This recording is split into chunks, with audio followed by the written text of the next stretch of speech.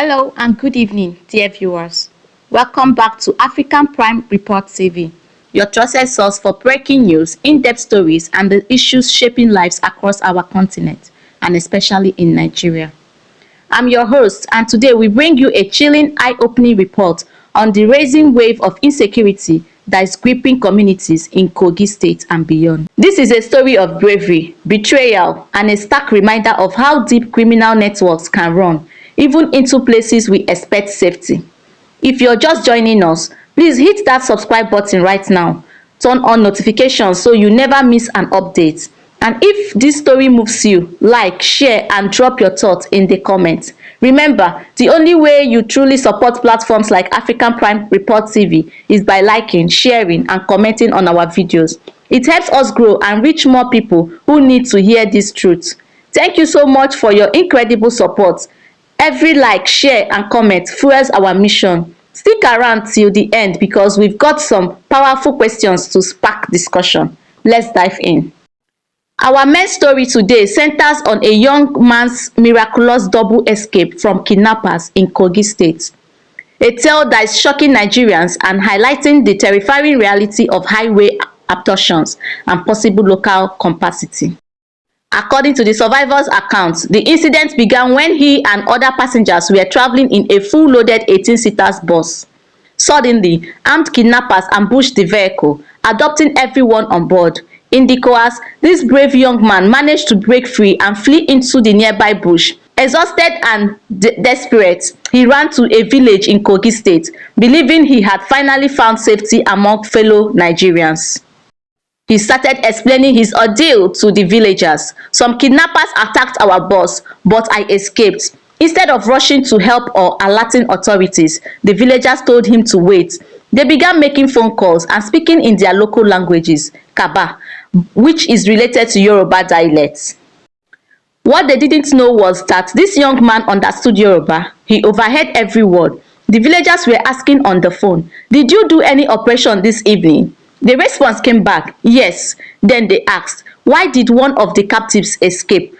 They were clearly in contact with the kidnappers themselves, possibly coordinating or part of the same network. Heart-pounding, the young man grew suspicious. He quickly said he needed to use the toilet urgently. At first, they refused, telling him to stay put, but he insisted it was an emergency. Reluctantly, they allowed him to go behind a nearby spot. That was his chance. He bolted again, escaping for the second time and eventually getting to safety to share this story. My name is Onoja Joseph. Okay, I'm coming from to Abuja for my COS district. So we are inside 18 passenger. 18 passenger bus when this thing happened. We are marching to the inside the bush. They have been taking us for like we are crossing for like 3 hours. We have been crossing different type of river. We cross like 7 rivers. It's only till there is a big river, very deep. So on our way going, they are maltreating some people that are not cooperating. So how I manage to escape is that immediately I see that everywhere is getting dark, and I manage myself inside one bush. Okay. That was why I escaped. So as I was coming out, I saw 3 men outside that night. In this village? Yes, in this village. I was even thinking I am safe in their hand. In the Shokosoko village? Yes. I was even thinking I was safe in their hand. When I started, they were asking me questions like, those people have bike, something like that. They're all gone. There are plenty. I said yes. That was when they started calling them. Why will they allow someone to escape during the operation? Then they are speaking language. Yes, they are speaking the Kaba language. Kaba language. So you the yes most. Yes. Because you understand Yoruba. Because I understand Yoruba now, it make me pick up. Yeah. You are from which state? I'm from Benue State. Then you speak Benue language. No, I dey speak. Yes, I dey speak Benue language. I dey understand Yoruba. So that's why you pick this up that language with Yoruba one mix together. I make me hear as they call and say why which bus they operate yesterday in the earlier today.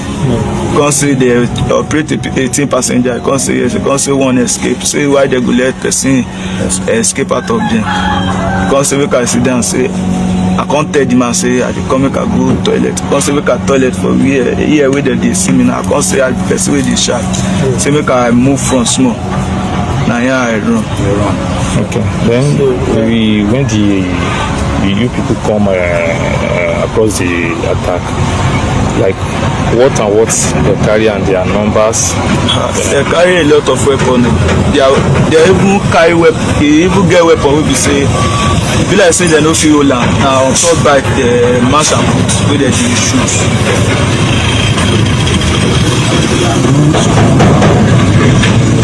And if you should guess, the people wey pack us enter the bush different than the people wey march us go. People wey dey use bike dey carry person dem different. All those people wey come road yesterday wey those one na to cause distraction. People wey march us dey go different. People wey carry bike as we dey go sef we even dey see their wife wey dey greet them well done. As we dey enter inside bush dey go wey we dey see their hut they come dey greet them say well done. How una dey? We even dey see their wife, see their children, see. If this young man hadn't spoken out, we might never have known about this alleged collaboration between some villagers and kidnappers. It's heartbreaking and shocking how wickedness can hide in plain sight. This isn't just one isolated betrayal, it's part of a bigger, more dangerous pattern. To put this in context, Kogi State has become one of the hotspots for highway kidnappings in Nigeria's North Central region. In recent months and into 2026, we've seen repeated attacks on commercial buses along major roads like Obajana, Kaba, Okene Auchi, Ejule Aloma, and Osokoko Abajana. Government flew down vehicles in broad daylight, abduct passengers, and march them into bushes and across rivers, demanding huge ransom. In one case late 2025, bandits attacked buses, killed drivers in some instances, and kidnapped entire groups. Security forces. In one case late 2025, bandits attacked buses, killed drivers in some instances, and kidnapped entire groups. Security forces, including the police and army, have rescued some victims, like 8 out of 12 in one operation, but many others remain missing, with searches ongoing. Why is this happening?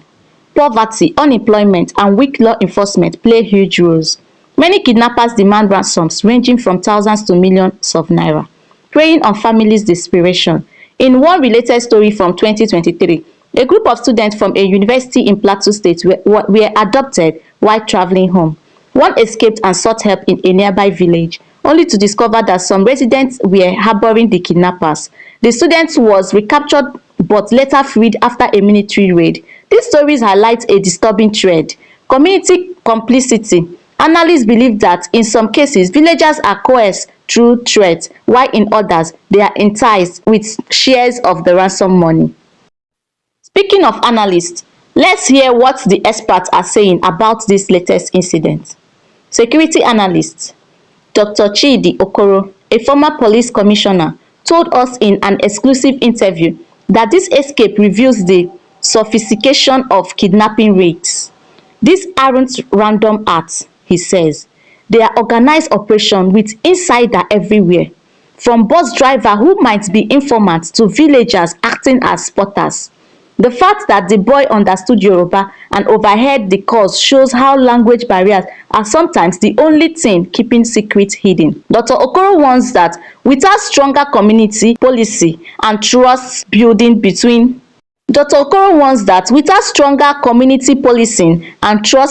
between locals and authorities, this crime will only escalate. On the economic front, financial analyst Mrs. Aisha Bello points out the broader impact.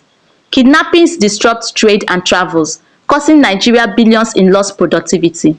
Businesses avoid certain routes, farmers can't get to market, and tourism suffers. In Kogi State alone, agricultural output has dropped by 15% due to insecurity. According to recent data, she urges the government to invest in rural development to reduce the incentives for crime. Human rights advocate Mr. Emeka Nwosu adds a social perspective. This incident underscores the erosion of communal values. In traditional African societies, villages were safe havens. Now, greed and fear have corrupted that. We need education campaign to rebuild trust and encourage reporting of suspicious activities. Analysts across the board agree that technology could help. Things like GPS tracking on buses, more CCTV on highways, and anonymous tip lines for citizens. But it's not all doom and gloom. There have been successes. In 2024, the Nigerian military launched Operation Safe Corridor, which has rescued over 500 kidnapped victims and arrested hundreds of suspects.